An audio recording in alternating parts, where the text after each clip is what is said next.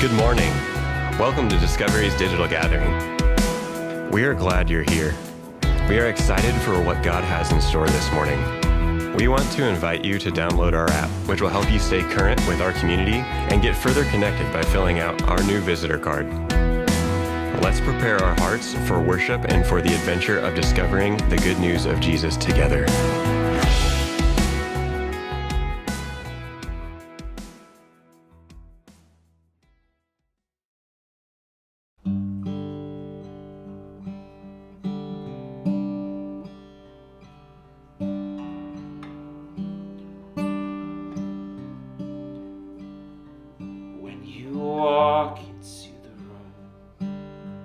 Everything changes. Darkness starts to tremble at the light that you bring. When you walk into the room, every heart starts burning, and nothing matters more than just to sit here at your feet and worship you.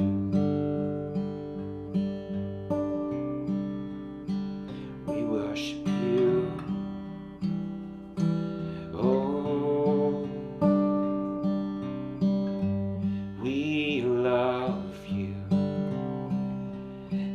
Never stop, can't live without you, Jesus.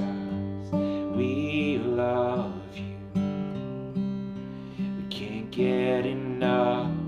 All this is for you, Jesus.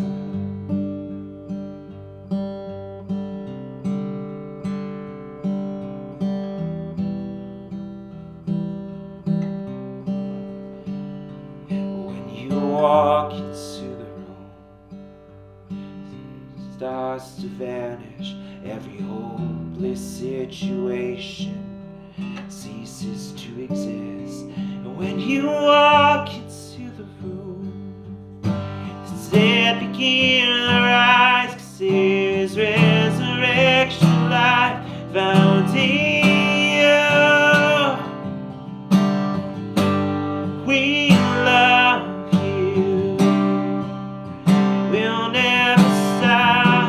can't live without you, Jesus. We love you, we can't get enough.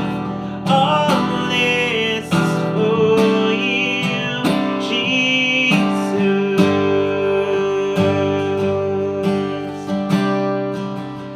Jesus.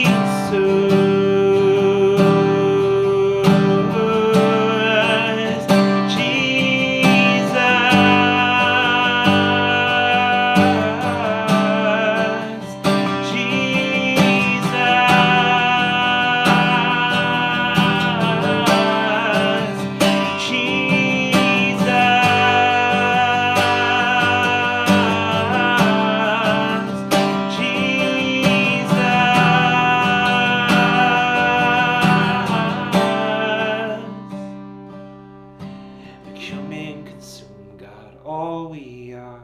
We give you permission, our hearts are yours. We want you, we want you. Come and consume, God, all we are. We give you permission, our hearts are yours. We want you, we want you.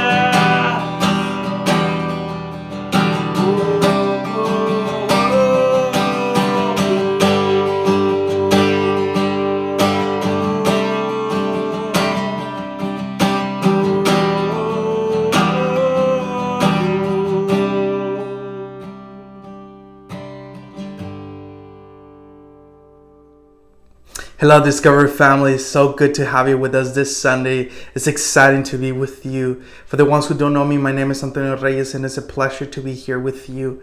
Today, I have the opportunity to start this conversation on practice. It's a beautiful thing to walk through a very practical way of how to practice the ways of Jesus. And today, we begin a conversation on fasting, on this season in the church calendar called Lent. And maybe this is your first time hearing about this, and we're going to learn together about what this means. What is Lent? What is fasting? See, because about practices, I believe practices should be about changing of our hearts.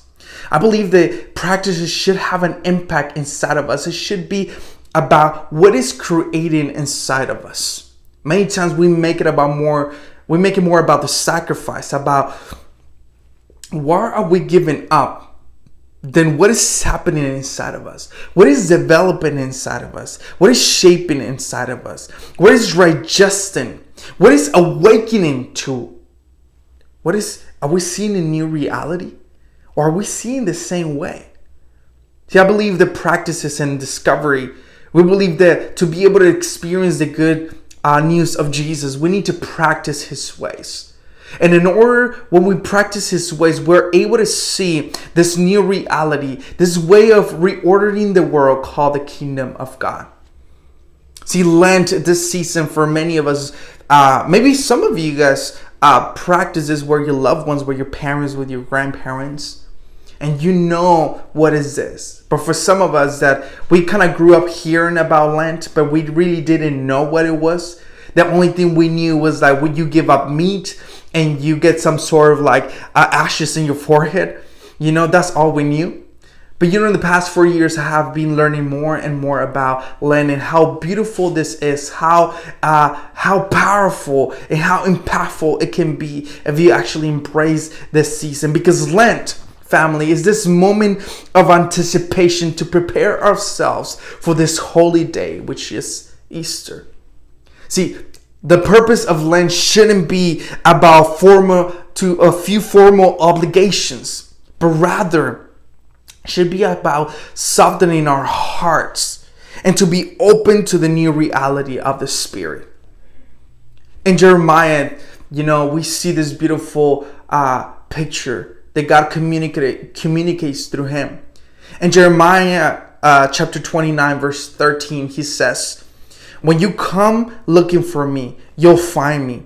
Yes, when you get serious about finding me, I want it more than anything else. I'll make sure you won't be disappointed."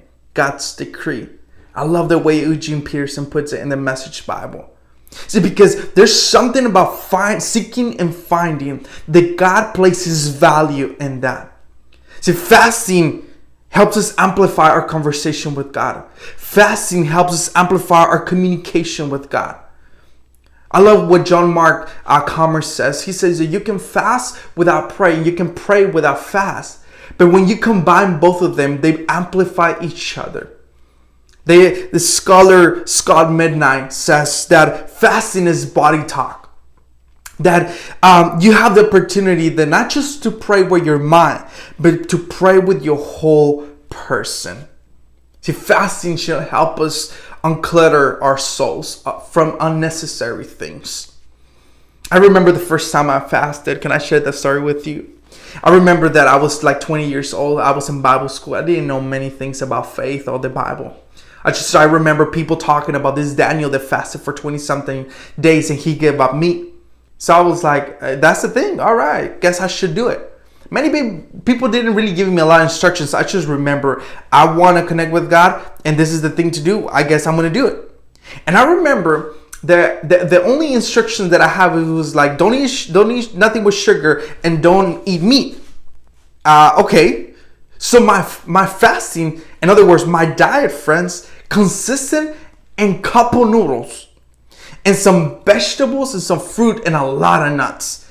I will snack on nuts like crazy. And I add in the mornings a cereal with very low percentage of sugar. That was literally my diet for 20-something days. How do I survive? I don't know, friends. I don't know how I actually finished that, family. I remember when I finished the fasting, I straight went to In-N-Out and bought 2 double doubles. I don't want to tell you what happened after that. I was dying and I didn't know what was wrong with me. It was just, I was in pain. But nobody told me anything. Now that I look back, did that transform me? Not really. Did that teach me something new? Yes, not eat double after I fast. Does something happen in your character? I don't think so. But I was very satisfied because I sacrificed 20-something days without eating meat. See, this is what I'm talking about, family. Lent shouldn't be about just the surrender of stuff. It should be about the surrender of our souls. And Jesus gives us a beautiful example of this. Alicia, the book of 40 Days of Decrease, gives us a very beautiful picture and argues about something very interesting. See, she lets us know that maybe Jesus didn't start fasting when he came into the wilderness or to the desert. He fasted 3 decades before that. And actually, Paul gives us a window about this. In Philippians chapter 2, verse 6, he says, though he was God, he didn't think of equality with God as something to cling to. Instead, gave up his divine privilege. He took the humble position of a slave and was born as a human being. When he appeared in human form, he humbled himself in obedience to God and died in a criminal's death on the cross. Once again, many people think that Jesus started fasting when he came into the wilderness, into the desert. But perhaps he started fasting 30 years before, when the glory of God wrapped himself in Jesus and gave himself as a gift to humanity. When he fasted his power, he fasted his attributes, and he submitted himself for 30 years and being hidden from everything to be anonymous. Alicia Braid, the same author of 40 Days of Decrease, wrote a book called Anonymous on the 30 years of the hidden years of Jesus. And she writes a beautiful piece and she says, how must it have felt knowing he had the power to heal and walk past a children suffering with leprosy? What would it have been knowing that his conception was miraculous? To be unable to defend his mother when others whisper about her past. Family, faith and Lent should be more about the surrendering of our souls rather than surrendering on stuff. I know that we live in a time that we prefer self-reliance over everything. But perhaps our utter dependence is a true friend of our souls. Can I repeat that again? I know that self-reliance is the way to live life nowadays. We live in this society, in this country, in this city, where self-reliance is the way to go. But perhaps utter dependence is the true friend of our souls. That God is more interested in who are we becoming rather than what are we giving up in this season. The decrease, the surrender, the sacrifice is only holy when the destination is love. The surrender and sacrifice in the decrease is only holy when the destination is love. That is about being present, to find beauty in the present, to find the hidden treasures in the present, and not about productivity. See, I have a bunch of 6th graders that love to compete. And sometimes I bring some donuts and I give donuts to the winner team. You know, we do some cool participations to learn some stuff. And when they're actually competing with each other, they trash talk. You know, they trash talk to each other and they kind of like go at it. And they're 6th graders. They're crazy, you know. And sometimes when I don't take donuts, you know, and they actually participate and they win, they ask them, Mr. Reyes, are we going to win anything? I'm like, not today. And they were like, I don't want to do this again. This is not fun. I'm like, what's going on with you guys? You don't always have to win. You don't always have to get something. You don't always have to be better than someone else. What if you're just be? You know, like you don't have to always get something in return. Family, what if this fast, what if this season of Lent is about love offerings rather than discipline? What if you resist this desire to calculate everything, and you submerge yourself in the sacred story of Jesus walking to the cross? You know, the Bible gives us different examples of different characters in the Bible, where we can see different people practicing fasting. If this is your first time, you know, these stories themselves might not make sense. You can read it on your own. But see, we have the person of Moses that fasted before receiving the commandments, before receiving this insight from God. Moses fasted. We have David, the King David. He fasted as he was seeing his child ill. He fasted as he saw the impact of his poor decisions around him. We also see Elijah, the prophet Elijah, fasting while he was escaping Jezebel. Even though he did everything correctly, everything right, he finds himself running away from his life because they want to assassinate him. They want to kill him. And he's tired, he's exhausted, he's done. It's in this place where he fasted. We always also see the life of Jesus before he faced this temptation, before he faced this new challenge, he fasted. And at the end also we see Paul fasted after his conversion. As he faced himself in this weird place, trying to figure out what was the next step. And the unknown, trying to figure out whose voice was that. He had an idea. God bring people to lead him into the next steps. But he fasted in that season.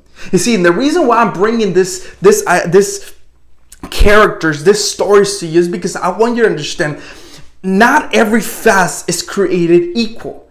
Because fast is not a formula to get you what you want. Fasting is not to manipulate God and get what you desire. See, it's not that God hears us better when we're hungry. And that is not that God hears us better when we give out YouTube or TV or shows and we're no longer social media. It's not that God is listening to us better. It's for us to become more aware, more attentive, more present, more conscious to the presence of God and His voice in our life, because God is a relational being. So this Lent, we have the opportunity to unclutter our souls from unnecessary stuff. That we allow this season to shape us.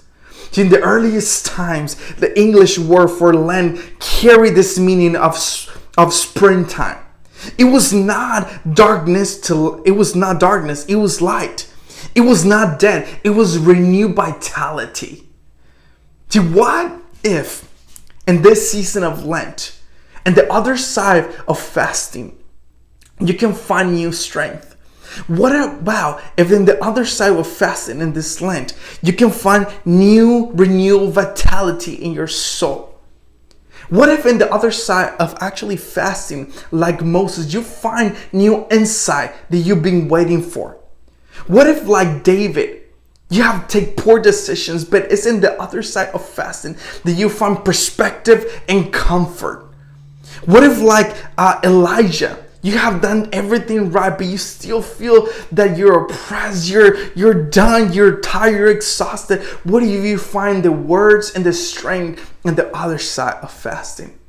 What if, like Jesus, is fasting the thing that is going to prepare you for your new season and your new challenges? What if, like Paul, is in the other side of fasting, that you can find the voices that are going to help you to lead you to the new unknown? I believe, family, that these moments that I just mentioned you, these characters, these fasting moments that they have, it was more about the interaction with God rather than just the sacrifice, what they give up. You know, I lived many years in proximity to family members and friends that would practice some sort of fasting. You know, I had a lot of friends and a lot of family members that sometimes they would say, I'm not going to drink for 2 years. And for 2 years, they would not drink not a single beer, nothing. I would actually respect it, and I was very amazed of their will. How would they do that? for 2 years. I mean, after 2 years, they would just party like they never drank before, and it was crazy, but they had this strength, this will that will help them, go through a fast for 2 years. But this is the funny thing, is that nothing really changed in their lives. They were taking very poor decisions. Their marriage was suffering all the time. Their kids were suffering all the time. It was just a very not impactful sacrifice in their lives. It's not that they lean more into God in that season. They don't even know what that means. Everything was about, I'm going to give up this, and this is the way I'm going to honor God. But no change. Nothing happened in their lives. And I never really understood that on people. Isaiah finds himself in a very interesting place. In Isaiah chapter 58, there's this moment from where he's communicating this poem. This tension between God and his people. From chapter 56 to 66, you see this poem. And there's this very important moment about fasting that Isaiah communicates, and he says this in verse 2. Yet they act so pious. They come to the temple every day and seem delighted to learn all about me. They act like a righteous nation that will never abandon the laws of his God.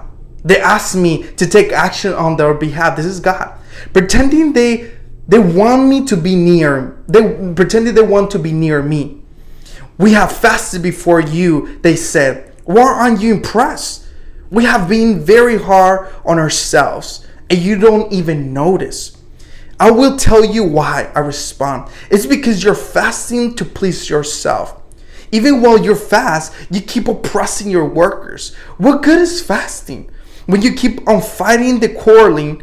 This kind of fasting will never get you anywhere with me.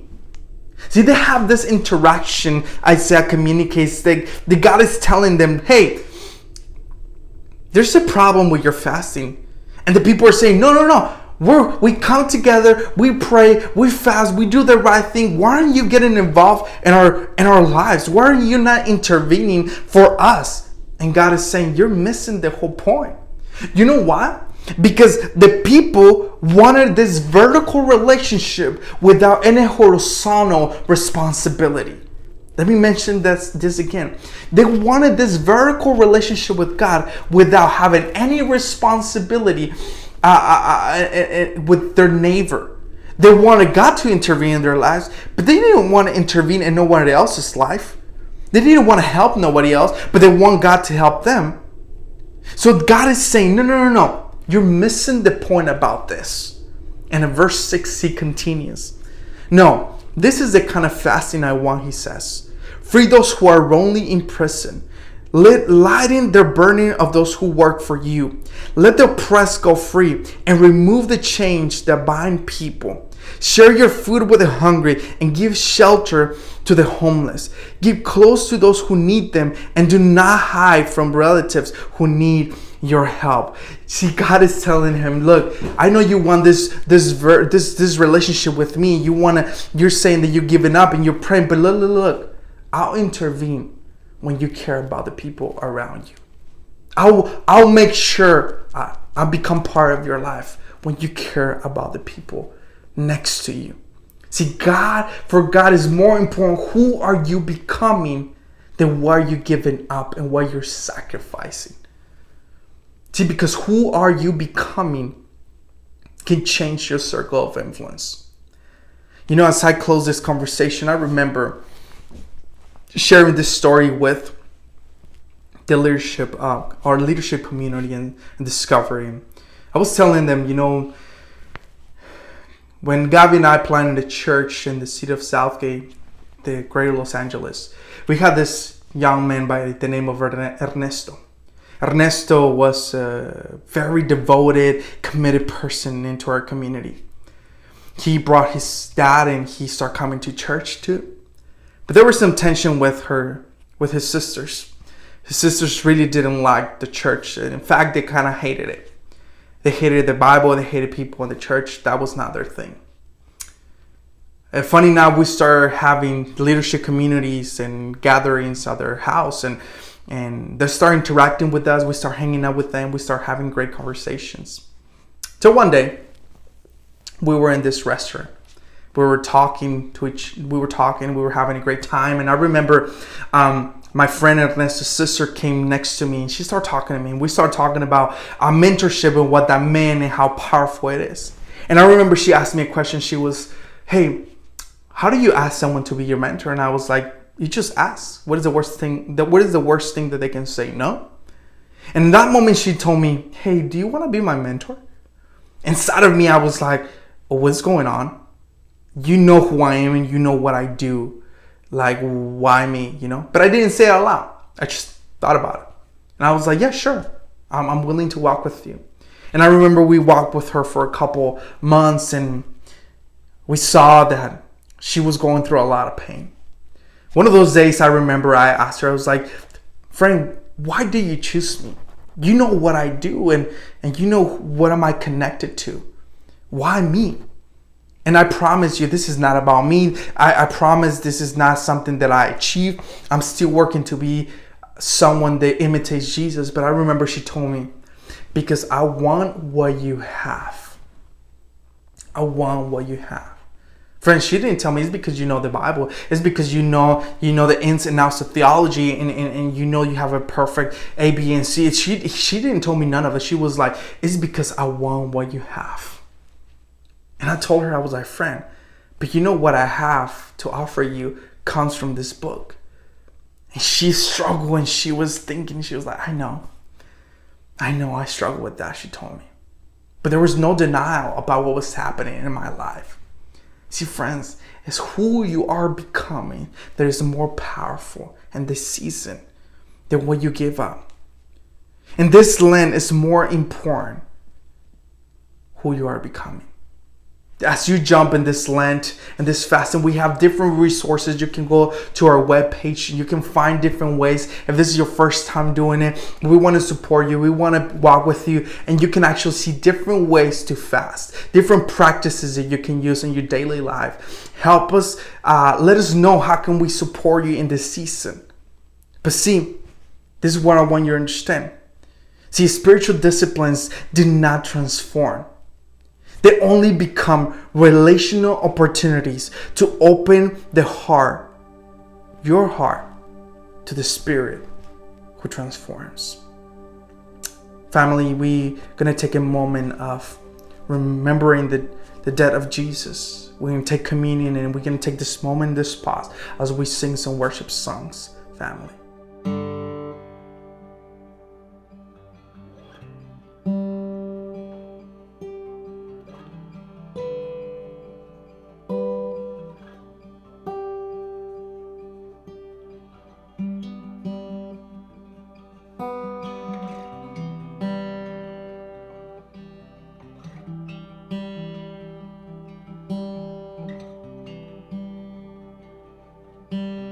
Spirit was moving over the waters. Spirit, come move over us.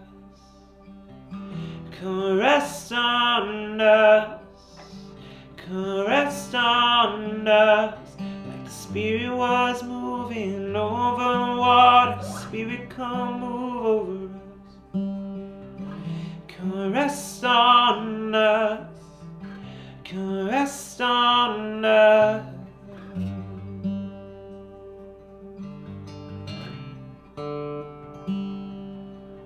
Rest on us.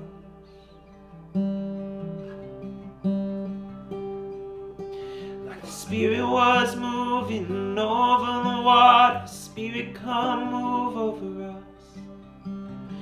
Come rest on us. Come rest on us. The Spirit was moving over the waters, Spirit, come move over us.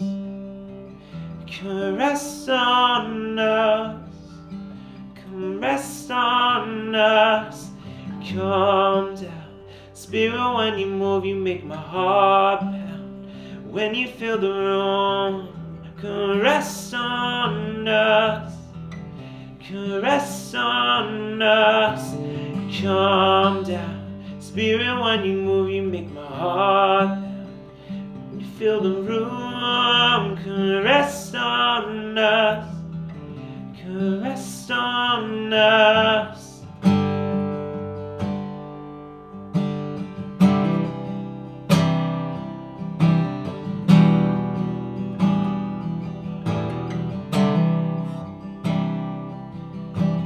Fire and wind, would you do it again?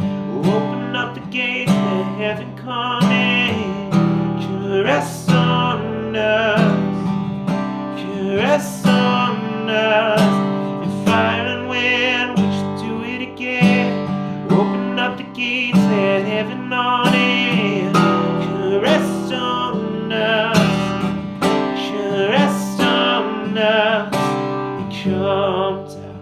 When you fill the room, you make my heart pound. When you fill the room, caress on us, caress on us. Calm down, baby, when you move, you make my heart pound. When you fill the room, caress on us, caress on us. Calm down, when you move, you make my heart pound. When you feel the room, caress on us, caress on us, yeah. Caress on us.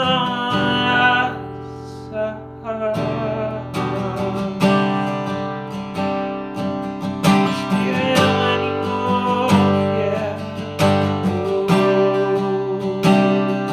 Spirit, when you move.